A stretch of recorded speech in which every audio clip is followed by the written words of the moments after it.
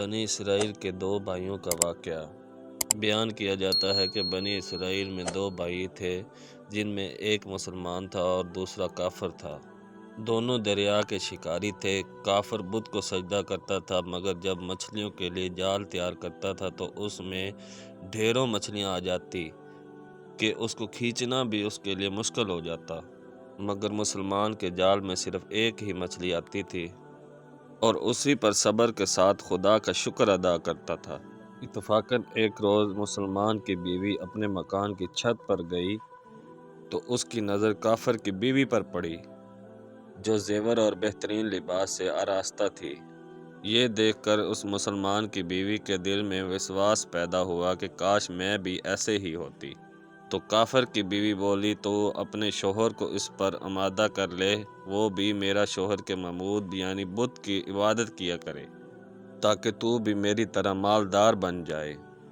یہ سن کر مسلمان بھائی کی بیوی کچھ غم زدہ سی ہو کر نیچے آئی، اور جب اس کا شوہر گھر آیا تو اس نے بیوی کا حال متغیر دیکھ کر دریافت کیا، آخر کیا بات ہے جس سے تو اس قدر غم زدہ معلوم ہوتی ہے؟ تو وہ کہنے لگی، بس میاں، یا تو مجھے طلاق دے دو یا اپنے بھائی کے معبود کی عبادت شروع کر دو۔ یہ سن کر اس کے شوہر نے کہا، خدا کی بندی تو خدا سے نہیں ڈرتی؟ ایمان کی دولت ملنے کے بعد یہ کافر کی باتیں کرتی ہیں؟ تو عورت بولی، بس مجھ سے اب زیادہ باتیں نہ بناؤ، میں بھی دوسری عورتوں کی طرح اچھا لباس اور اچھا زیورات پہننا چاہتی ہوں۔ جب اس مرد مومن نے دیکھا کہ یہ عورت ضد پر اتر آئی ہے اور اس کا اصرار حد سے زیادہ بڑھ چکا ہے تو اس نے عورت کو تسلی دی، کہا، اچھا، گھبرانے کی ضرورت نہیں ہے، میں کل سے کاریگروں اور مزدوروں میں جا کر محنت کر کے تجھے روزانہ 2 درہم دیتا رہوں گا، تو اس سے اپنی حالت درست کر لینا۔ یہ سن کر عورت کو کچھ تسکین حاصل ہوئی اور سویرے ہی وہ مومن مرد مزدوری کی تلاش میں نکلا، لیکن کسی نے اس سے حال تک نہ پوچھا۔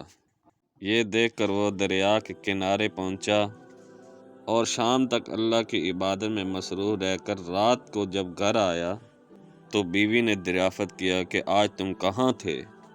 وہ کہنے لگا، میں بادشاہ کی خدمت میں مصروف تھا، اس نے مجھ سے 30 دن کام کرنے کی شرط کی ہے۔ عورت نے کہا کہ آخر وہ بادشاہ تمہیں کیا دے گا؟ تو اس نے جواب دیا کہ میرا بادشاہ بڑا کریم ہے اور اس کے خزانے مال و دولت سے بھرا ہوا ہے، وہ مجھے وہ دے گا جو میں چاہوں گا۔ چنانچہ اسی طرح وہ برابر وہ اپنے معبود پر حق کی عبادت میں مصروف رہا۔ اور تیسری رات ہوئی تو بیوی نے کہا، سنو میاں، اگر کل تم نے مجھے مزدوری لا کر نہ دی تو تم مجھے لازمی طلاق دے دینا۔ یہ سن کر اس کو اسی قدر پریشانی لاحق ہوئی، اور تیسری صبح کو اس نے ایک یہودی سے کہا، کیا تم مجھے مزدوری پر لگا لو گے؟ یہ سن کر یہودی کہنے لگا کہ ہاں، تم کو مزدوری تو مل جائے گی، لیکن شرط یہ ہے کہ میرے پاس تمہارا کھانا پینے کا کوئی انتظام نہ ہوگا۔ چنانچہ وہ مرد مومن روزے کی نیت کر کے یہودی کے ساتھ ہو لیا۔ اللہ تعالیٰ کے حکم سے ایک فرشتہ 29 اشرفیاں ایک نورانی طبق میں لے کر آیا، اس کی بیوی کے پاس پہنچا اور کہنے لگا، میں بادشاہ کا قاصد ہوں، اس نے یہ اشرفیاں لے کر مجھ کو تیرے پاس بھیجا ہے اور فرمایا ہے کہ تیرا شوہر ہمارے پاس کام میں تھا، ہم نے اس کو نہ چھوڑا یہاں تک کہ اس نے ہم کو چھوڑ دیا اور یہودی کے پاس چلا گیا۔ اگر وہ ہمارا کام کرتا تو ہم اس کو اور زیادہ اجرت دیتے، بس یہ ایک اشرفی کی کمی اسی وجہ سے ہے۔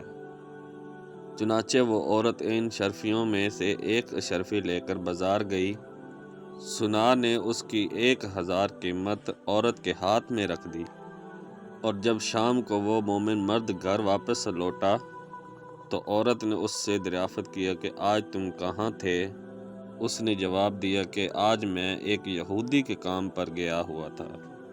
تو بیوی کہنے لگی کہ آخر بادشاہ کی خدمت ترک کر کے تمہیں دوسروں کی خدمت کیوں کرتے ہو؟